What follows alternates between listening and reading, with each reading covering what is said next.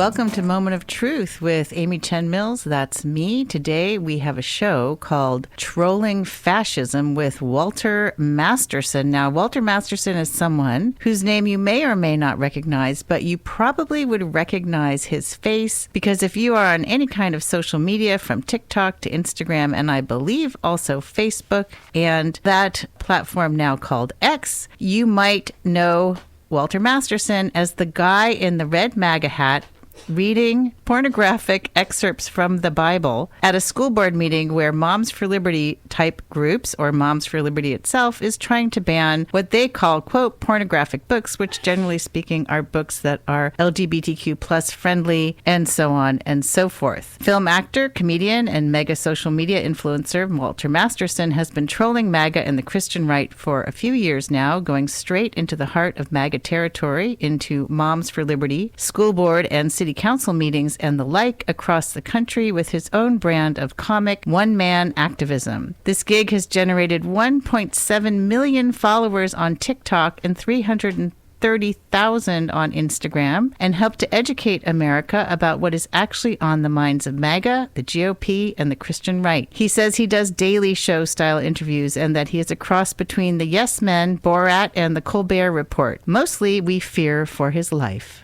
Masterson just launched a new Deeper Dive podcast ahead of the November 2024 election. Catch his new program with his partner in crime, Maximilian Clark. We Are Not Journalists on Apple and Spotify. Walter Masterson, welcome to our show. Well, thank you so much for having me. Yeah, we are so excited. We are nearly just jumping out of our seats here. Yeah. And I just also want to tell our listeners, if you have a question or comment for Walter Masterson, you can call into 831-900-5773. Do not call 800-900-5773. Walter, you might appreciate this. It is a sex chat line. And then also, you can... Wait, why can't they call the sex chat line? They could. I mean, they have to sort of make a choice but wait here. A sec. Do they still have that? That's they still do. a thing. Yeah, it's like back in when I was with in all junior this high. Technology, it's just so analog. It's very analog. Come on, get with the program, people. Not that I've called it. Stop calling sex lines. Get on the internet. Not that I called it, but I did. And I called it just to find out what happens because a listener told me that he had called by mistake 800-900. Okay, we're giving this number out far too much. Everyone stay with us. Stay tuned. Yeah, that's what he told his wife. Yeah. He's like, oh, yes, right. Yes, K-Squid, yes, this damn public radio. I'm listening to serious His wife news. got the bill. His wife was like, what's these weird charges on our phone bill? He's like, all right, yes. Public radio, honey. This $1,000 phone bill charge. Anyway, Now the secret's out. Now everybody knows. We have some questions for you to start with, Walter. You've been trolling MAGA, Moms for Liberty, and the Christian right in a very rude and sneaky way. How much is George Soros paying you? And now that you are commenting also rudely on Israel and Gaza, how much is Mr. Putin paying you? How much time do you spend in Russia? Do the Russians have compromise on you? And if so, what is it? Please describe in detail. Please discuss. Okay, yes. So first off, I mean, there's it's a real big problem with the Soros money because, they're supposed to send over like an adrenochrome baby. But, listen, I specifically said, because I'm a reptilian, I need a specific type of... So they've been sending me the wrong baby every week. You know what I mean? And I'm just like... And so you're I found not getting out the adrenochrome my that you baby was need. going to CNN. And it was like, what? Okay, you know what? Why is my... It's, I don't... I could spend the entire show talking about the bureaucratic nightmare that is George Soros' waiting on George system. Soros's check. I know. I'm an activist too, and I've been waiting on my checks for a while now because I heard on Fox that they were going to be sending them to me. And so I did email George Soros and said, I am an activist for the left in general, and I feel like I should. I mean, I think he back owes me like for months or years, actually, for years. How much? It's such great projection, isn't it? Because you look at things like Turning Point.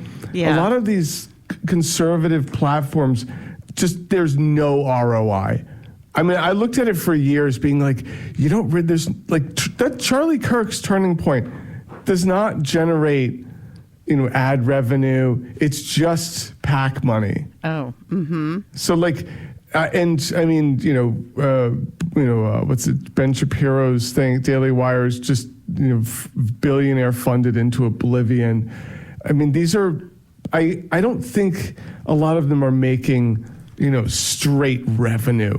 A lot of these people, it is just, they're getting, the dark, the donor money, and so they of course see us and they're like, well, yes, of course, they must be doing it, because they're getting paid. Yes. What other reason could there be? That's right. Yeah, that's true. There's so much projection. It's insane. And I know that a lot of our listeners have said to me, we're sort of beaming out to a, predominantly white liberal audience out there in Santa Cruz, California, and environs.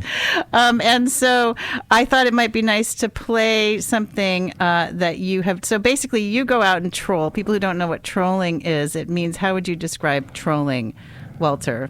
Just going to conservative spaces and acting like them, and then they get upset.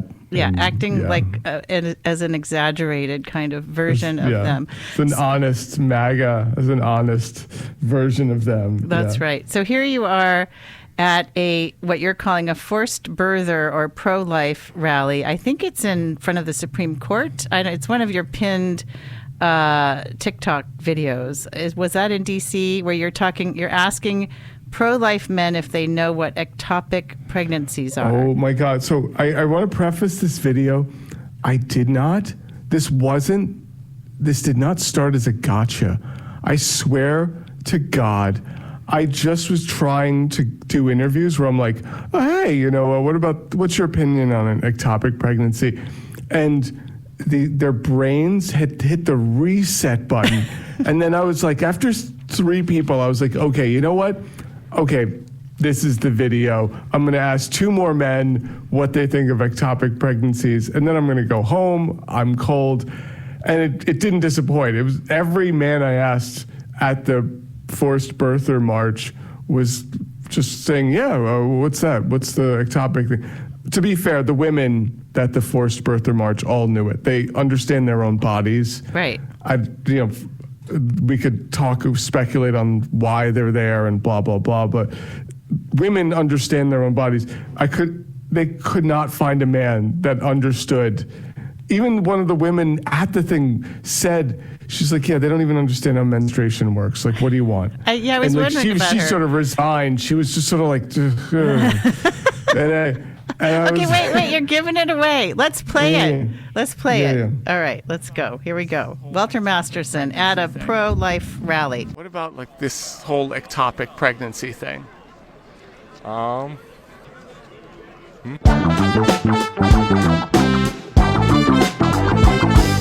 do you think about this whole ectopic pregnancy thing? I'm not sure what that is. About what? Ectopic pregnancy. I'm not sure what that is. I mean, God will take care of whatever is necessary to be taken care of. If a baby it should be born, it'll be born. What about this whole ectopic pregnancy thing? It's a red herring. That has nothing to do with the issue. What about this, ectopic pregnancy thing? I'm not knowledgeable to answer that. Life begins at conception. That's when God, So none of this. So ectopic pregnancies, it's like a loophole almost. Yeah. It's like a loophole. Yeah. Yeah. We're not doing this. We're not going to fall for that. No. Ectopic pregnancy is when a zygote implants in an area that is not the uterine lining in the uterus. So it might implant in a fallopian tube. It also might implant in a liver. That's happened before. Every other man I speak to has no idea what an ectopic pregnancy is. A lot of men don't even know how menstruation works. But they also don't. They also think it's a hoax. You explain. Menstruation? No. Oh, ectopic pregnant. I'm sorry. Well, they probably think that too, but. So anyway, so this gives you an idea of what Walter Masterson does. You can find him on Instagram and TikTok, and also on Twitter, now formerly known as Prince. Really, just go. Yeah, go to my podcast. It's called We Are Not Journalists. It's wherever there's a podcast platform. It's shotgunned out, but mainly on Apple and Spotify. So Yeah. We Are Not Journalists. It goes very in depth. It details all of my travels around the United States of America, and talking with MAGA, talking with extremisms. Yeah. And it's actually been highly educational. I actually made my own TikTok based on information I got from you, where you were interviewing a Moms for Liberty parent who was talking about how awful it was, because you come up to them with this sort of like, you have your MAGA hat on, you've got your stars and stripes on your that's on your shirt. CPAC. Oh, it's CPAC. And maybe you were at CPAC. I didn't know where you were, and you were interviewing this woman and asking her what was so bad about, the schools, and she started talking about not just pride flags and LGBTQ Empathy. plus. She started talking about empathy and how bad it was and how they were teaching kids empathy through social emotional learning. And she said it like it was so distasteful. And I thought, it's funny and it's so frightening at the same time. She said empathy, and I repeated. I try to be somewhat fair because I don't want people to say like, "Oh, you're just steering them." She said empathy, and I repeated. I was like, "Empathy," and she's like, "Empathy," right? Because I'm like, okay, because I was trying to follow what she was talking about too. I was like, we're going after empathy now, are we? Okay, just making sure. And that video was amazing because literally, as that video is ending, I am at the start of getting tossed from CPAC. That video, she finished her explanation just in time for me to get thrown out of CPAC. I was like, wow, the timing on this couldn't have been better. And meanwhile, security's trying to toss me. She's trying to get me to delete the video, and I'm like, all right, yeah, totally. I'm totally deleting that. And I feel like I was CPAC, smuggled. explain for those who don't know all the acronyms. Is it Conservative Political Action Committee? What is CPAC? I think it's just something where like that. It's a big fascists one. go to, suck off hang out. Trump. Oh gosh, And- do we need to bleep this stuff out? Okay, we are on air. I'm just reminding you. Yes, that's right. This is- FCC. Yeah, this is FCC regulated, so Yes. watch yourself. Well, I don't Walter. know. I thought after talking about sex line, phone sex, I thought, We are in so much trouble. We are in my so much bad. trouble. Okay, we are talking to Walter Masterson, who is a world famous MAGA Christian right troll on Instagram, super famous on TikTok, 1.7 million followers. That's huge. I have to circle back. And first, I'll just say you are listening to KSQD 90.7 FM, also KSQT in Prunedale. So there you go, FCC. We are following the rules now. You were an actor. I found, when I searched you up, I found your IMDb page. You acted in several films, including LIE and many indie films, which are listed at your page, your IMDb Here's a page. fun bit of trivia. The guy who's the lead, the patriarch in Succession, Brian Cox. Yeah. I played his lover in one of my first movie ever when I was younger. Wow. It was a very risque movie. He is a pedophile, and yeah. I'm his living lover. It's indie film, went to Sundance, blah blah blah. Yeah. So that's We're not getting on top. We're not getting away from these subjects. Okay, but also, I Believe in America, Sacred Games, Grand Slam, The Vortex, The Last Days of April, and Trophy Kids. You've been in all these films. And I want to know, how did you go from this probably incredibly stable and lucrative career in film? And that's a joke. It could have been lucrative and stable. But how did you end up? I mean, what happened that you decided? That was during the pandemic. Pandemic, I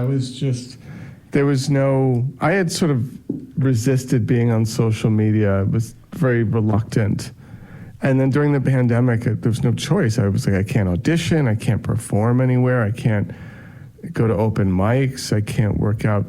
I was going to UCB to do characters. And You were doing what? I'm sorry, UC. To do work on Upright Citizens Brigade. It's like Okay. an improv group, place to, to work on characters. I couldn't do any of that, and it was the pandemic. It was quarantine, so I said, let me make, TikToks. Let me make this my outlet, and I honestly had reached sort of a boiling point where I was just becoming very honest with my comedy. Like I was just making very general comedy, and then I thought, like, why don't I just get a little bit more honest? Like we speak, and that happened. That I came to that place with it from a point of just being very upset. Like there was the George Floyd protests. There's all of these things. The George Floyd thing hit me in a certain way because I'm a white man, and I've been arrested before, when I was younger, and things did not turn out that way, right? Like I remember when I was younger, I was, I'm reformed. I was just an absolute derelict. I don't Makes sense. I did stuff that I was very, that I'm not proud of, and I look at that and I thought, well, I have the rap sheet that if you look at George Floyd's rap sheet and then look at my rap sheet from when I was a kid, you wouldn't know who is who. Like you could mix the two of them up. And I thought, this is, I've been arrested before. That is not how things end for me.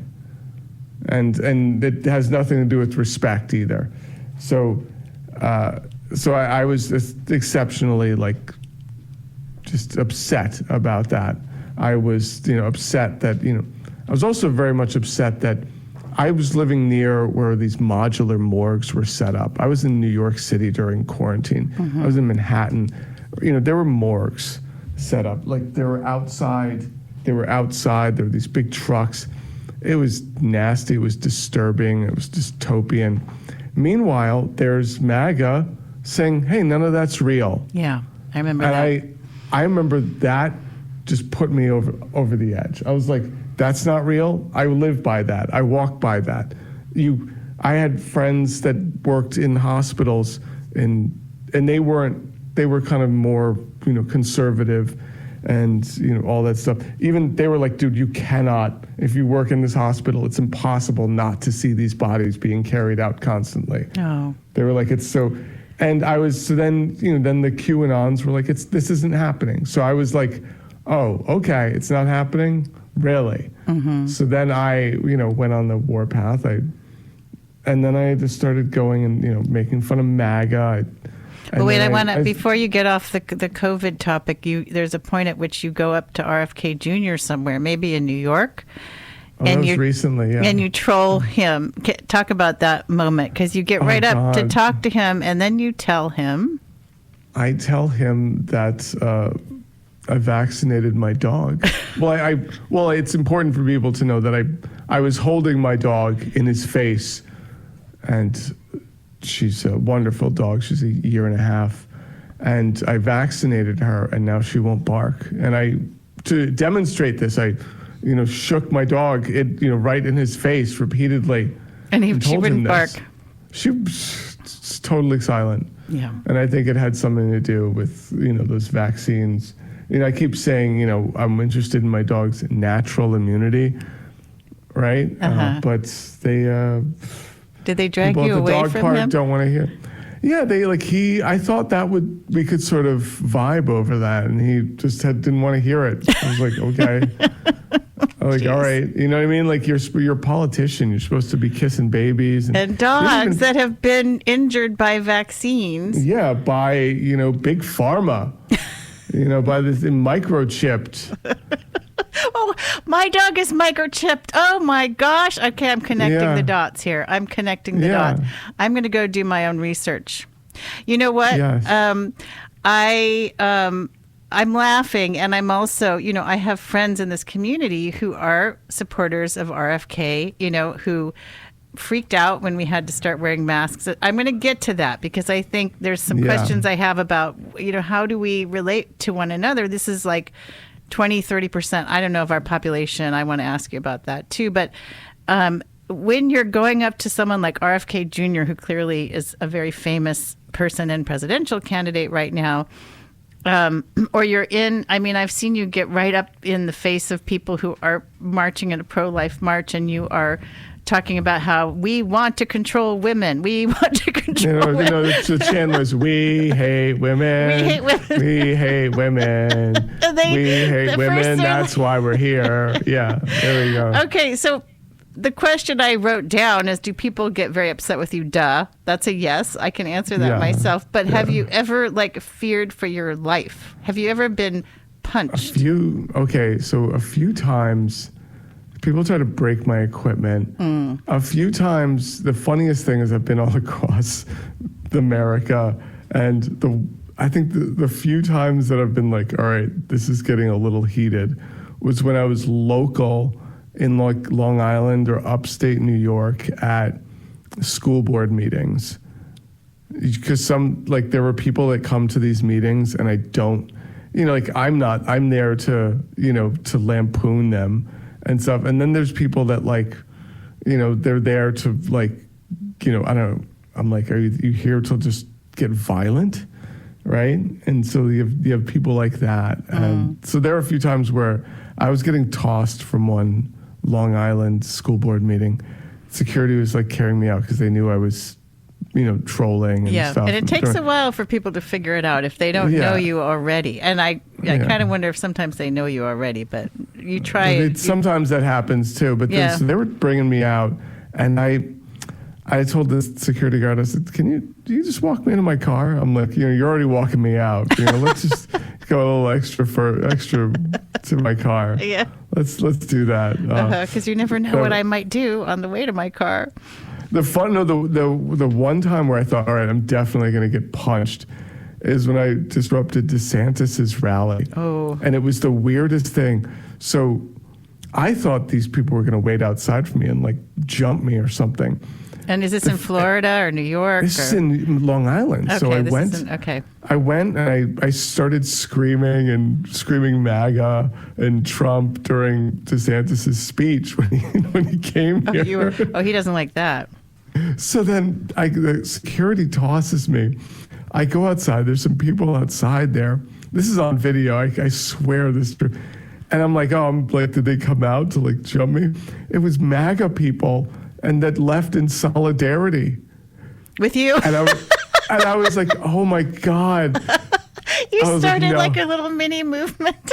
I was like, oh my, and they were like, listen, we were like, thank you for that. It's really despicable what he's doing, taking on something like this. I know. You're right. And I was like, oh, right, yes. I was like, oh, thank you. Yes, of course. But so this goes to my next question, which is, have you ever gone out for beers or coffee?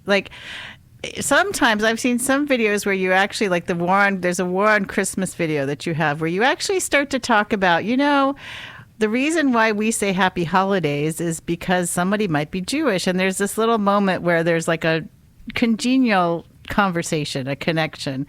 Do you have those conversations? Do you end up going out for beers or... it's funny. I do wind up speaking. There's a humanity. Everyone's human. These people, and that kind of it messes me up sometimes because, you speak to someone I interview them for 20 minutes, maybe 30 minutes. Yeah. You have long conversations with them. I'm listening. Sometimes, and there's a lot of times when someone is. I'm like, all right, they're very nice. This is not fair game here. This is.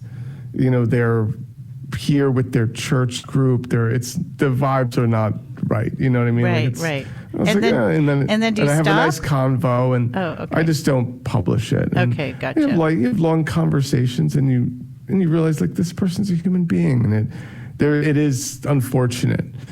So there are people, there's plenty of times when I have, long conversations. There's plenty of times when I've had long conversations. They know exactly what I'm doing. They know that I'm there to make them look dumb. I've announced it in as many words. I've done this, and we still wind up talking at length, and we're like, oh, okay, and just sort of agreeing, all right, you're on this side, I'm on this. we're not going to agree. You're obviously practicing your freedom of speech. I'm practicing mine. That's what I'm doing. Yeah. I'm not here to, I let everyone know, like, I'm not here to start a fist fight. I am here to make comedy and, like, make you look dumb. I think you're dumb. And what happens? Like, do they sign a release or something? I mean, how do you publish them on YouTube, for example? Like, do you get them to sign a media release, or is that something that's just sort of like in the public domain? Somehow it's okay. I can't. You know what? I sometimes have done that. Sometimes I haven't. So I basically can't make a movie out of them. I see. Pretty much. So I can't sell a feature film with a lot of these people. Yeah. So. Yeah, and because that would be Oscar worthy. Yeah. But okay, do that. my other question was, have you ever dated a MAGA person? No. Oh, I've dated. I think there was someone I dated a few years ago that was incredibly racist, and since they were foreign, I gave more space than I should have done that. Should have for that, and then they had contacted me like when I was starting to get famous and everything, wanting to see me, and I was like, yeah, this is. I was like, I can't in good conscience see you again. Like this, I would be so hypocritical. That and there was another time. She's in one of my videos where this person was flirting with me, and I was like, wow, like this person is into me, like this. And I was at this QAnon rally. Oh, and my friend, my producing partner, was like, dude, this person is like cannot stop eyeballing you. Like, what's going on? And I swear to God, this person knew exactly who I was, didn't care. wow. Because Wow. she said, oh, I've seen your videos. And I interviewed her and everything and stuff. And I was like, you've seen my videos. Like, Yeah. Well, see, that's how hot you look in the MAGA hat with the I mean, who can resist a guy wearing a MAGA hat? I know. And an American flag shirt. I mean, come on, ladies,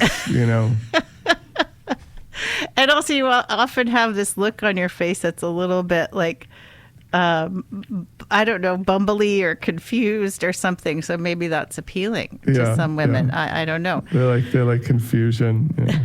Confused men. We're all confused here. Yeah, I mean, if they like confused men, they're at a MAGA rally, at a QAnon rally. They're just. So now, given that you've talked to people, you said, well, we sort of end up like you're in your camp and I'm in my camp, but we've had a beer or we've had a conversation or we've had a nice moment. That makes me feel hopeful. But then I appreciate that. At the same time, I'm like, but how are they going to vote? What's happening to this country? Like, do you think there's any hope? There are some dialogue projects out there, Braver Angels and, different programs. Do you think that's a way to go given what you have experienced at these sort of MAGA events? I don't think, I think a lot of them, there are a few people that could be plucked off of the, MAGA train, if there was an actual honest conversation with regards to party lines and, right, if there was, like a Bernie Sanders type of candidate that, and we could, this, because right now I feel like we're divided, but in a very weird way. Yeah, it's sort of, many ways. It's not along class. So like, I honestly feel like you would get, if someone was, not all of them, because some of them are just very hypocritical. Like they say they're against the World Economic Forum and all that. And I've heard that. for workers, yet they sincerely do not. They're against unions. They're against all this stuff. They don't believe any of that. Right.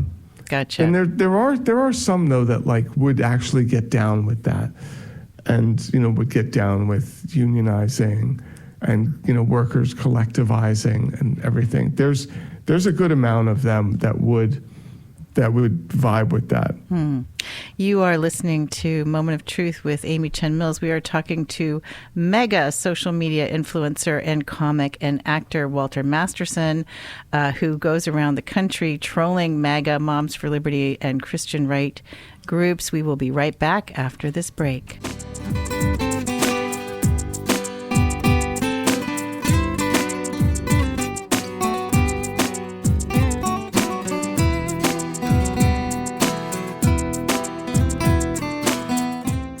Welcome back to Moment of Truth with Amy Chen Mills. And this evening we are interviewing Walter Masterson. If you don't know his name, you have probably seen him on Instagram or TikTok, depending on your age and your orientation, which platform you use. And if you get any political news in your feeds at all, he's the guy with the MAGA hat on and the red, white, and blue striped shirt, different kind, jacket, shirt, whatever. And he's out there basically being MAGA times 10 in the midst of a MAGA situation, and often getting into, it seems like, a whole lot of trouble. Now, we've been talking about, do you think there's hope in terms of dialogue? I just feel like, even saying that, I feel this sense of like, oh, it's just too late. Like, what can we, I'm sort of like, we just need to get out the vote right now. You know what I mean? Like, what else can we do? So given that, what do you see as your role? Like, I have some things I want to share that I've seen you write on your Instagram pages that I think are important about voting. But what do you see this role as, sort of being like the court jester at MAGA for the United States, for all of us who are Democrats or who are on the left? What do you see your role as being? Well, that's the thing. It's a lot of you listening might not be very excited at the moment to be voting for Joe Biden. I mean, I personally am like one of those people, and I've been trying to get out the messaging that, like, a lot of people are very disillusioned with Biden and the Democratic Party at the moment. That's fine. I'm not going to debate that. Yeah. What I will say is I have spent the last several years on the campaign trail, traveling the entire country. I've listened to more rallies and more, I've listened to so many of these politicians talk. Yeah. And it's insane. It is like, you're a progressive, I'm a progressive. We're upset at Biden for the Willow Project, right? Right. No, understandably. However, go to Arizona, go to other states, go to upstate New York.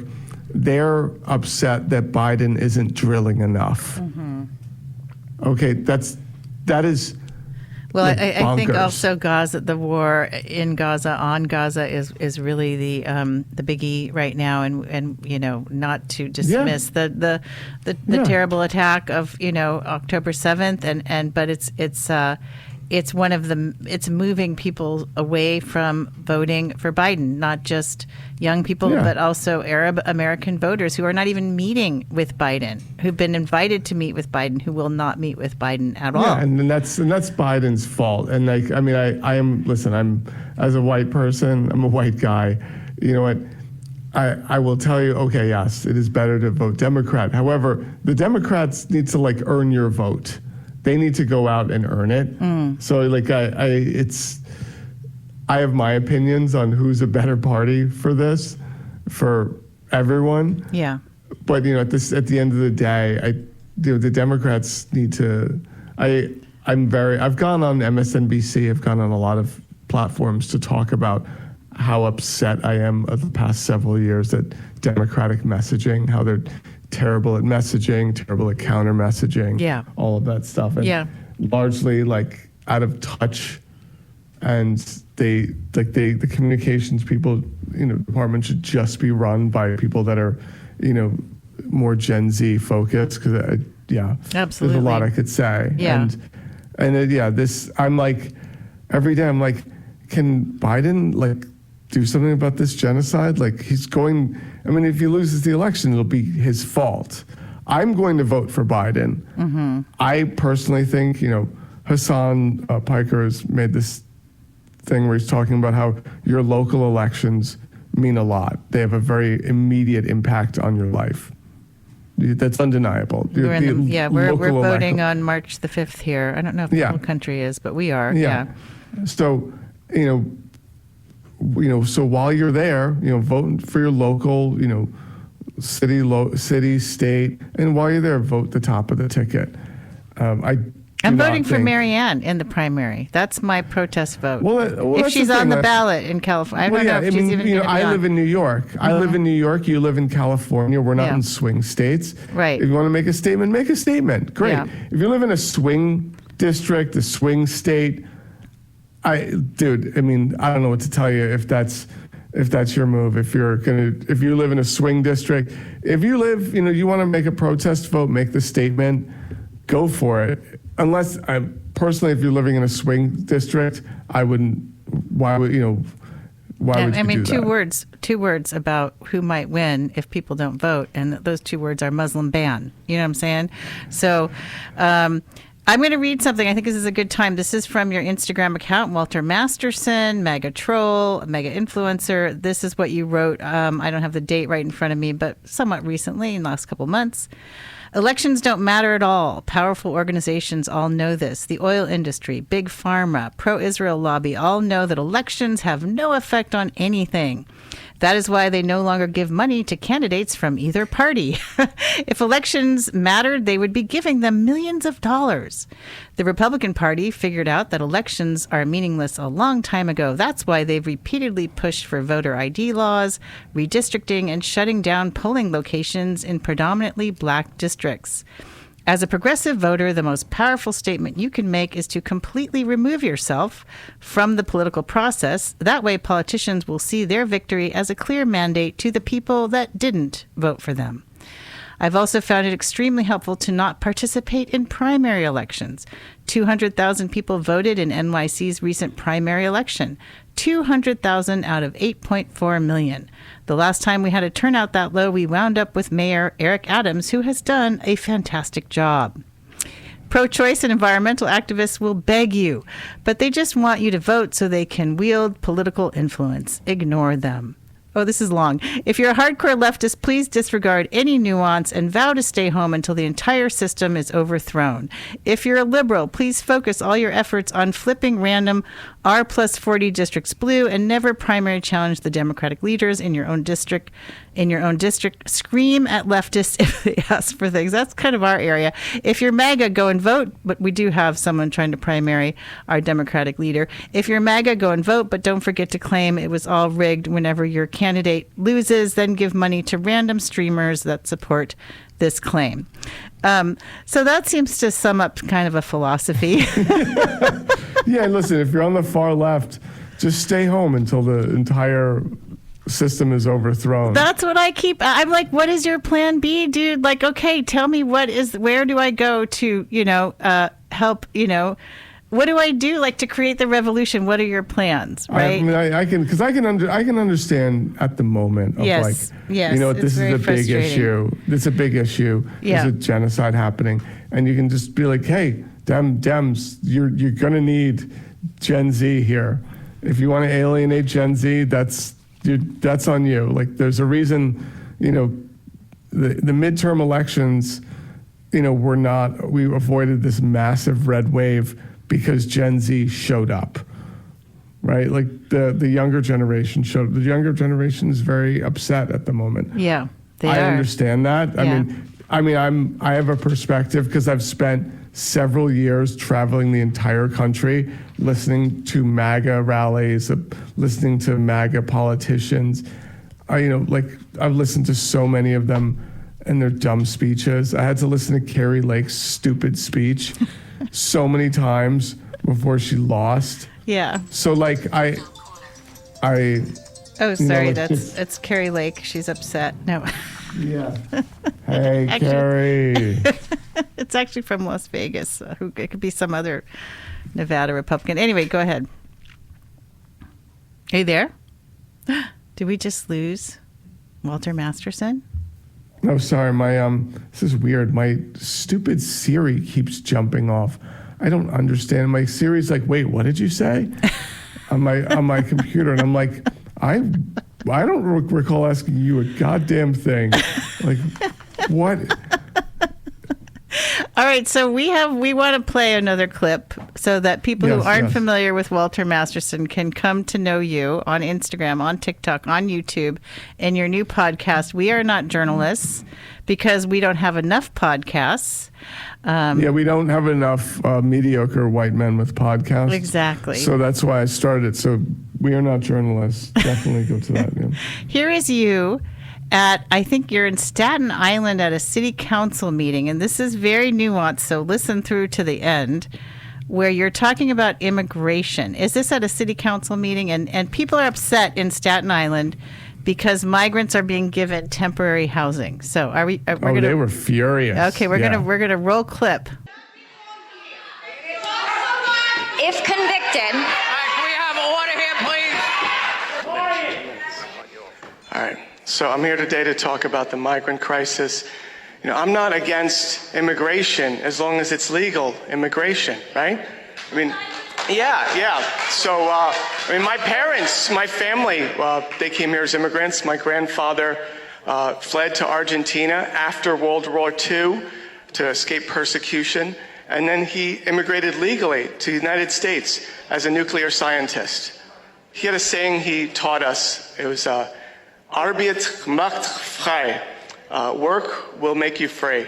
And I remember that a lot. So a lot of people say I'm racist just because I don't want illegals coming over here. I'm racist? Tell that to the 3% Native American woman I took to Applebee's last week. Tell that to the person of color my dad's company hired 2 years ago, who always refers to me as my man, right? Instead of spending all this money, city money on the migrants, to take the money from the migrants and give it to the police, right? And then we should build a few roads. Yeah, build a road right by my house. And that way I can sell my house, move to Florida or move to a state where no one's going to teach my kid that slavery was bad. Yeah. Oh my gosh. Okay. Yeah, that's my family came here legally. They immigrated, to After Argentina World War II, yeah. to escape persecution after World War II. Yeah. And people, some of the comments underneath that post said, people indicated that people did not quite understand the reference. Go ahead and tell, people should know, but anyway, the reference it's called, there's a thing this USA did called Operation Paperclip, where they took in a bunch of, hundreds of Nazi scientists. Yeah. And so so I was referencing that. I was subtly trying to reference that my grandfather came here as a Nazi scientist. But I thought it was obvious, Germany, Argentina. I know. Scientists. I got it. But then at the end of your speech, someone said that was one of the best speeches. Oh, no, that guy actually knew exactly what I was saying. Oh. He thought it was hysterical. Oh. He was protesting the MAGAs there. He was like, oh, okay, that's funny. I get it. He had no problem keeping up with that. Because that was an interesting one. People were real upset, and it was nice. There was refreshing to hear local Staten Islanders come in, with the accent and the this and the and they supported them. They supported the migrants here, and I was like, oh, thank you, God. I was like, it is like there's something refreshing when you hear some of the very provincial accent. Yes. And they're like, hey, what are you talking about? Yeah. Trans kids need representation, makes them feel safe. Yeah. And you're like, oh my God, the world is not going to hell. Yeah. Oh, thank you, Lord. Thank you. And you just want to hug them. Something, I know. If you have a provincial dialect and you're listening to this, speak out or just pretend you have a provincial. You know what? Just have fun. Yeah, we are talking to Walter Masterson, mega influencer on TikTok and Instagram and X, formerly known as Prince. And he is Walter Masterson. I have so we had Moms for Liberty come here. In fact, we did a couple of programs. You had Moms for Liberty on your show. No, I love it. no. We had them on as a topic. We did not have yes, them yes. actually, and we had them on because we sent someone in to record what they were saying at this meeting in a barn in Watsonville in our area, and it was the first time they'd come in. And a lot of us were just freaking out. So we sort of mounted a rapid response, and we got this letter printed in the paper about who they are, what they're all about, and how they've been quoting Hitler, right, in their newsletters and so forth.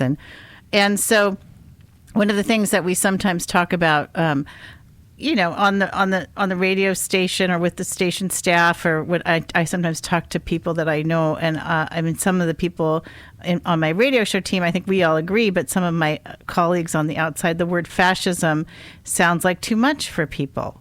And it's almost like people don't believe it. And I think that's been in my mind since 2016. What do you think about what's happening? I mean, there are MAGA people that openly identify as fascists. Yeah. They fit, and it becomes very, it's this very funny thing where when they talk about it, they're like, well, the Nazis were socialists, so socialism, that's fascism. And you're like, yeah, that Nazis, yeah, big socialists, right? The word, fascism, like, gets sort of bastardized by right-wing people, where they're like, well, the Nazi Party, it's in their name, the Nazi Socialist Party, right? And it's like, well, okay, like is North Korea a democratic republic then? I mean, that's the name they gave themselves. Like, okay, right? Look at all the governments around the world that you don't like, yeah, and look at what they call themselves, and then let's circle back to what the Nazi Socialist Party chose to call themselves. Yeah. And so there's all these, I don't know, there's a lot of people that are in this sort of like, what's so bad about them? It's just people with an opinion. They're, and they like to just be sort of in the middle of things. I personally, there are times when I think those people are the problem more than like, fascists themselves. Because it's like, you need everyone to be on board to be like, this is not okay. This should not, like these people should not be coming to school boards and, doing the things. Yeah, all the things. Like they should not be. It becomes difficult. And I think one of my biggest problems is for people on, like if you look, okay,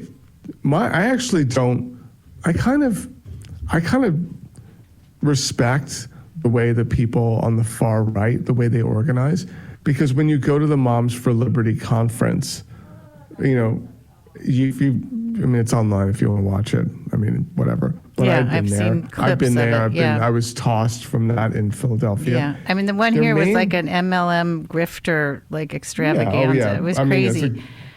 Go ahead. Yeah, but the thing that they're doing is they're telling everyone, go and get involved locally.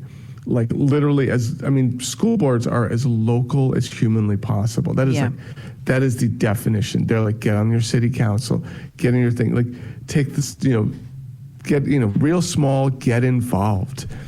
And and I respect that, and I think there's a lot of, especially on the far left, and I am very left wing, there's this sort of thing where it's like, oh, well, the system is sort of messed up, so, don't even participate in it because it's a duopoly, it's a two-party duopoly, and so on and so forth. And there's not the push to get people involved the same way. I swear to God, when you listen to them, there's a degree that they know for a fact. There's people that know that Donald Trump is just a buffoon. You know what? But he's going to do the things they want him to do, and they know it. Because, some of them have got to have the realization that, like, all right, this guy is just a buffoon, and he's his own abortion factory with the amount of abortions he's probably paid for in his life. So, however, they're like, well, he's going to do the federal ban on abortion. He's going to shut down public education. He's going to do these things. So, like, and they they vote for him anyway. We've got some phone calls coming in. Is that cool. okay, Walter, to take a couple Absolutely. phone calls? Let's do it. Let's do this. Hello, caller. You are on the air. Well, thank you so much for taking my call and having this program on. This is just wonderful. On the issue of Democrats and getting them fired, I've come to see that being a far left, but I also have a gun, that I think the Democrats are spineless. They have no fight left. They'd rather turn off than get involved, and they have no courage to just get out there and stand up for what they believe. And I don't know how to get people to get angry and get out there and have courage. Are you coming from the Santa Cruz area? Santa Cruz or Watsonville? Okay. And do you see that also? I mean, I kind of see that in some of our politicians, but yeah. Oh, yeah. I mean, Walter. there's not a big left-wing movement in this country. It's sort of, I mean, we live in a right-wing country. I mean, even the people that are purportedly progressive, I mean, when you get into it, you're like, yeah, you're not, because I mean, the past few years, everyone sort of had it easy. You just had to be against Trump, and everyone's like, ooh, look at you, you big old communist. Now that Trump's, whereas now you have a Democrat in office, the people that are actually leftist are like, no, these are leftist values and principles, and people are like, no. The meter has shifted, but I've seen this, Democrat not wanting, even if they're not far left, even if they just have one or two issues that are on the left that they... I think I get the gist of Democrats. I mean, if you look at them being spineless with regards to Israel, and I there's a degree to which I don't blame them, because I mean that movement, the Zionist movement, has basically effectively silenced any opposition. I mean, the way they censured Rashida Tlaib, no one in the squad has called it a genocide. Even AOC was, and it's very, yeah. But that's not what I'm talking about. I'm talking about the hot buzz social issues, gay, abortion, whatever, stuff like that. Even that's easy, yeah. They never want to stand up for anything. The war, several years ago, millions of people came out against it, but no one really took any action after that. They just went on a march, and that was it. And they never really did anything else. Which war are you talking about, caller? I know there's so many. A long time ago in Iraq, and even other I know we're getting confused by all the wars. The abortion issue. So many women feel so strongly about it, but are they? Oh, you feel like the federal government should take a bigger. I mean, sometimes I wonder about this. Sure. Okay, thank you so much. Keep it going. Yeah, thank you for calling. Thank you. I guess I hear this a lot, and sometimes I wonder, what can Biden do? He is, barely holding this country together. I mean, he came in after an insurrection, and so I think he's trying to keep it all together, is what my sense. There's a lot of things that I'm like, okay, I really like what you've done. There's so many, CHIPS Act, PACT Act, Inflation Reduction Act, great. The other caller, when they can't get it together for abortion, gay rights, it becomes very upsetting. When I think it's also a product of people living in a blue state, and they don't, when you're in California, people don't really understand. They're like, well, I'm in a blue state, and that's going to protect me. And they go, well, there's a huge Nazi population in Cali. People talk about Orange County. I've been there. I've seen, Cali MAGA. I mean, and they're fierce. And so and there's a ton of MAGA. Absolutely. I mean, and I this is a concern that I have when people say, oh, well, we're going to be safe because we're in California. Like what you're saying, Walter, are we? Because if the GOP takes over at the federal level, that's the law that's going to be the law of the land, and they can mobilize the military. I don't know what's going to happen, but the main thing for me is when I look at someone like Donald Trump, I see, and also DeSantis, I see capacity for cruelty. That's what I see.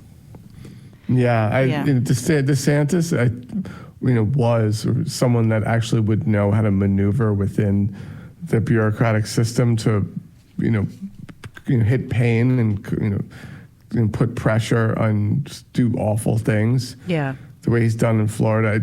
Trump, I think, would just be, yeah, I mean, he's not as, skillful as DeSantis in that regard. He's just more of a, charismatic fascist. So, and then, Walter, we are at the end of the hour. Just please say the name of your podcast again. So it's We Are Not Journalists. We Are Not Journalists.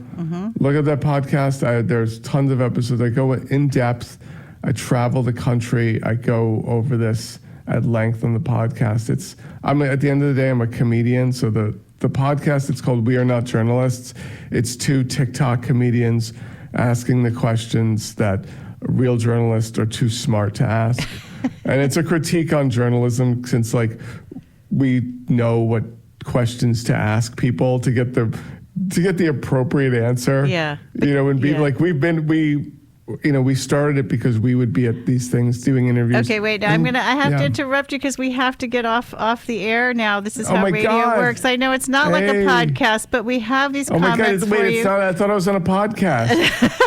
We have comments from callers loving the show. An amazing hero, Walter Masterson. Find him on a podcast called We Are Not Journalists. Thank you so much for being on the air with us. We hope you might come back and join us someday. It's been so much Anytime. fun. Thank you so much. Thank you. It's been an absolute pleasure. Yeah, it's been great. And our next show, Who Gets Affordable Housing, with Josh, the radical planner, Amadi Ozier, tenant union organizer from Madison, Wisconsin, and Reggie Meisler, local advocate for the unhoused.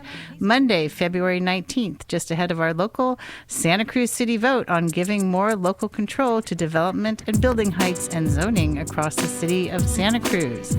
Please contact the Moment of Truth team at Amy, AMI, at ksqd.org with questions or comments about our program.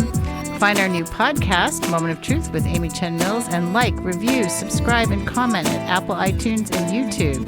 Amy's coaching and education website is at www.amychen.com. Moment of Truth gives many thanks to our team, Nyanko Nyasu, sound and tech engineer, and our research and production team, Nyanko, Meiling Obinada, Todd Zimmerman, and Vara Ramakrishnan. Todd Zimmerman of Nativeverse Studios created the theme song. Kathy Krizik created our logo. Thanks to our KSQD program manager, Howard Feldstein, and the entire amazing KSQD team on the California Central Coast, where the show originates. Thank you for tuning into Moment of Truth. And remember, if we don't use our democracy, we lose our democracy.